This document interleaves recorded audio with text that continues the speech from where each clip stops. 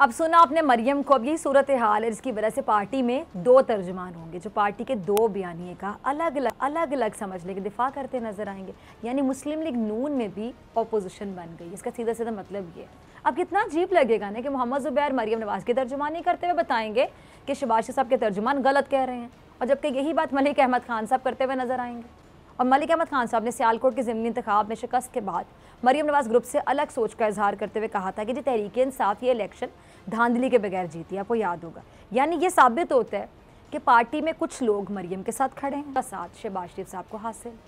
अच्छा, मरियम नवाज़ की तरह शाहिद खाकान नवाज़ी साहब जैसे जो रहनुमा हैं शहबाज शरीफ साहब के बयान पर भी सवाल उठाते रहे और उनको क्या करना है क्या नहीं करना है बड़ी एडवाइजेस बड़ी नसीहतें देते रहे। शाहिद खाकान नवाज़ी साहब का क्लिप होगा, ज़रा चलाइएगा। जब आपने सुना ज़रा आप गौर करें, ये पार्टी के रहनुमा हैं और क्या किसको रहे हैं, पार्टी सदर को।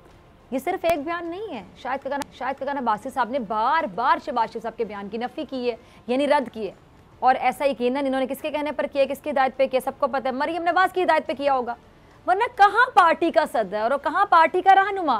अब आप ज़रा खुद सोचें नाज़रीन, खुद बताएं कि पार्टी का सदर जो बात करेगा वो सही मानी जाएगी, दुरुस्त मानी जाएगी, या फिर पार्टी के जो दूसरे रहनुमा है उनकी बात मानी जाएगी।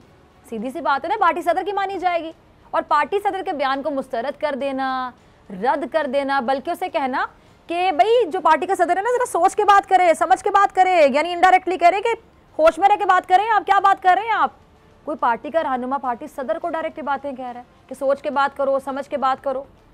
अब क्या इसके बाद भी शक की कोई गुंजाइश बाकी रह जाती है कि पार्टी में दो बयानिए नहीं और नून लीग में कोई ग्रुप बंदी नहीं है? और मरियम बीबी के वो जो हा वाला पीडीएम में लड़ाई हो गई, वो वाली मिसाल के बाद इनके मुखालिफिन आपको पता है क्या कहने लगे हैं कि समझने जिस बात से इनकार किया जा रहा है असल में वही बात है। अब इसलिए अब अगर शहबाज शरीफ साहब ने अपना अलग तर्जुमान मुकर्रर कर दी है तो फिर इसका सीधा सीधा मतलब तो यही निकाला जाएगा ना कि उनका जो सब्र का पैमाना लबरेज हो गया, सब्र ही जवाब दे गया, मुक गया सब्र। भाई कितना सब्र करे कोई। और उन्होंने रास्ता अलग करने का एहतमाम शुरू कर दिया, क्योंकि जो बार बार बच्चों के हाथों जो बेइज्जती है ना वो बर्दाश्त नहीं होती है कि बार बार बच्चे आपको बेइज्जत करने के लिए आ जाएं, जलील करने के लिए आ जाएं। और इसीलिए कहा जा रहा है कि ये जो नून से शीन निकलने का बाकायदा आगाज़ हो गया, क्योंकि अब ये शीन और नून के साथ ये नहीं चल सकते, शीन और नून आपस में नहीं चल सकते और ना ही ऐसे चलेगा। सब्सक्राइब करें और बेल दबाएं ताकि कोई खबर रह न जाए।